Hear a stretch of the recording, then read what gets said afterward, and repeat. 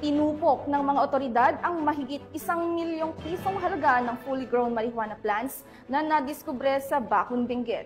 Kinutukan niya ni Patrolwoman Jesly Sabado.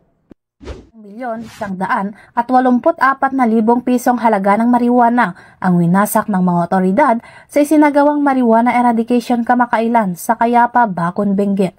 Sa pinagsanib na puwersa ng Benguet PNP at PIDEA na pinangunahan ng Benguet First PMFC, natuklasan ang 6 na taniman ng marijuana sa komunyal na kagubatan na may kabuang sukat na 740 metro kwadrado at may nakatanim na humigit kumulang 5,920 piraso ng halamang marijuana na nagkakahalaga ng 1,184,000 piso.